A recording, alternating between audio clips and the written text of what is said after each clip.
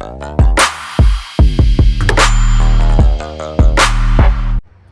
guys, so this is simple problem that can be avoided kapag ginawa nyo na maayos ang maintenance nyo.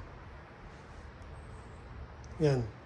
So, remember, yung first time na binili ko to, binaklas ko yung carburetor, pinalitan ko yung baterya, nilinis ko yung carb, nilinis ko tong filter or fuel cock,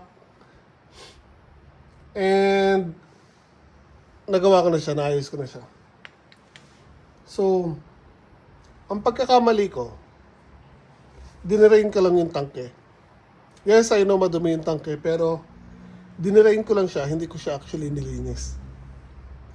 So, now, kapag ginagamit ko to, yung natitirang dumi sa loob ng tangke, bumabara dito sa fuel cock. So kung makikita nyo, ayan, natanggal ko na actually yung ibang dumi, pero may barado na naman. So, wala sa carb natin ang problema, dahil bago dumating dito sa carb, dito pa lang sa fuel cock, bumabara na yung mga dumi. So may mga kalawang. So kung first time pa lang, nung nabili ko to at inayos ko, nilinis ko yung tangke, hindi na po tayo dadating sa problema nito. So now, gagawin na natin siya ng tama. Lilinisin ko ulit tong fuel cap. Bibigyan ko ng quick na cleaning tong carburetor. At lilinisin na rin natin yung tangke. Finally. Para magamit na natin na maayos ang welding machine natin. Okay, so na-drain na natin lahat ng laman na gas ng tangke, and dito makikita may konti pang dumi. So now, di-disconnect ko lang yung mga hose na nakakonect dito sa tangke.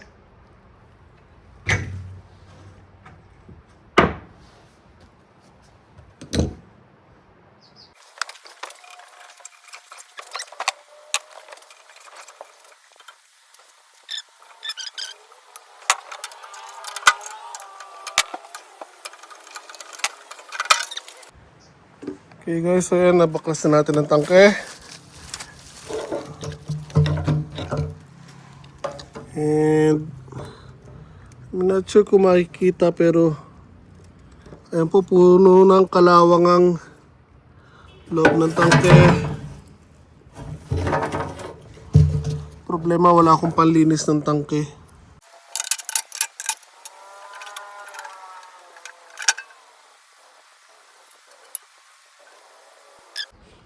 Okay, so hanap lang ako ng kahit ano na pwedeng ilagay dito, then i-shake natin. Kung may makikita tayong chain, para kahit paano matanggal yung mga dumi.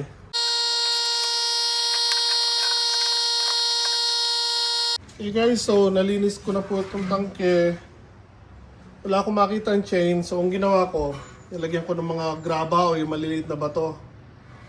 So marami akong nilagay. Then nilagyan ko ng tubig. I know, tubig kasi wala akong makitang suka o yung pang rust cleaner. So nung una, ganoon ang ginawa ko. Then kinalog ko ng kinalog. Okay naman, natanggal naman yung mga malalaki, pero napansin ko parang dumidikit sa ilalim yung mga masyadong pino. Then naalala ko meron akong magic cleaner, yung panlinis ng kusina. Yung pag ginispray mo sa mga mantika or langis, natutunaw yung langis. So nilagyan ko nun, then nilagyan ko ng tubig, then hinahalo ko ulit. Minix kong ganyan. So yun, natanggal po yung mga dumidikit sa loob. So now, ibabalik na po natin to. Then lalagyan ng panibagong gas. So hindi ko na gagamitin yung nilagay ko dati na gas, yung inlist natin. So lalagyan ko na lang ng panibagong gasolina. Ang daming kalawang And lilinisin natin tong fuel cock bago natin ibalik, dahil ayan, barado po yan. So again, ito simple mistake lang na pwedeng maiwasan if ganito, maglilinis kayo, nakabili kayo ng mga second hand na mga gamit. So, umpisa pa lang, ayusan nyo na yung lilinis. Dahil again, although nilinis ko yung carb, itong fuel cap, yung tangke, hindi ko naman actually nilinis. Dinrain ko lang yung unang laman. So, yun ang pagkakamali ko.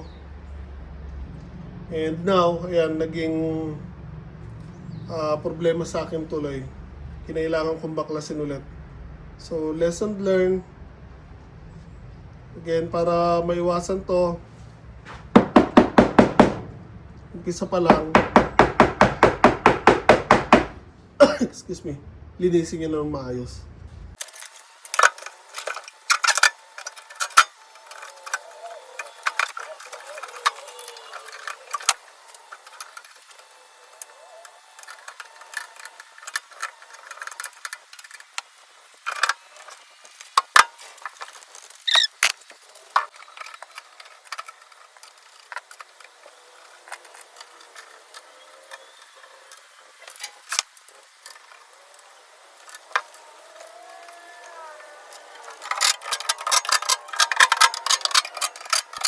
Okay, so pwede natin unti-unti ibalik yan, guys. Pero before that, kailangan muna natin linisin tong fuel cap dahil meron pa ring bara.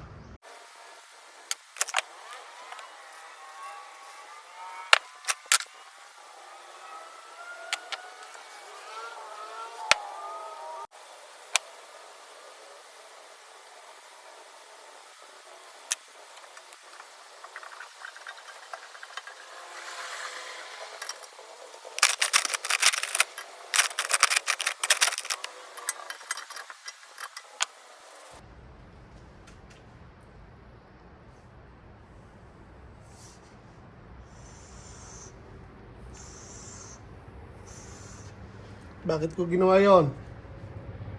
Para hindi ko nabaklasin tong karburador. Pag nakaganyan, nakababa ang float, papasok ang gas. Pag binaligtad ko, ini-imitate niya na may laman na gas, puno. So, nakaangat ang float, hindi papasok ang gas. Hindi ko mahipan. Nakababa ang float, walang gas, papasok ang gas. Okay. So, hindi na ako magbabaklas.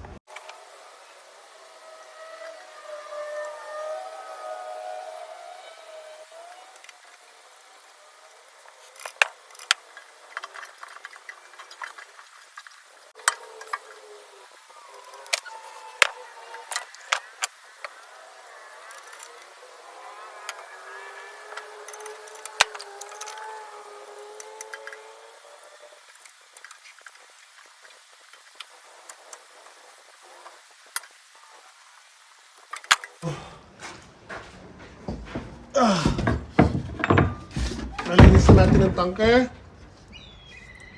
Nalinis ang fuel cap. Hinihipan ng karburador. Balik na natin. And tulad ng sinabi ko, hindi ko nagagamitin yung dating nakalagay na gas dahil sobrang dumi. So, now lalagyan ko lang ng panibagong gas, then try natin paandarin.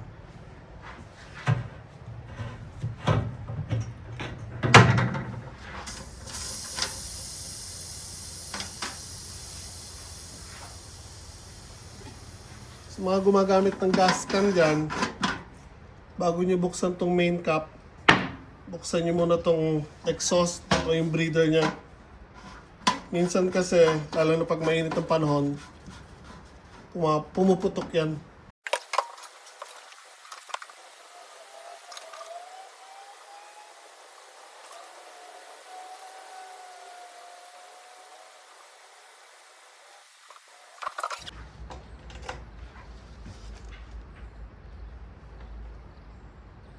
Okay. Gas cap on. Choke on.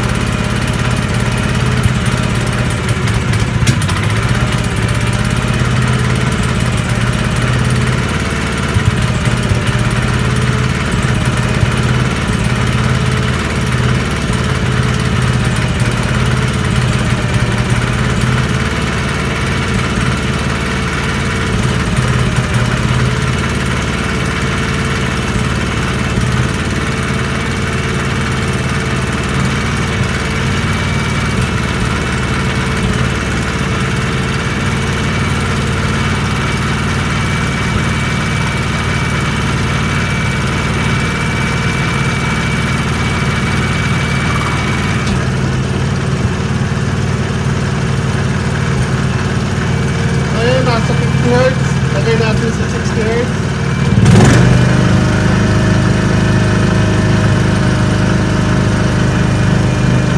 Nakabukas ang cover. Nasarado ang cover.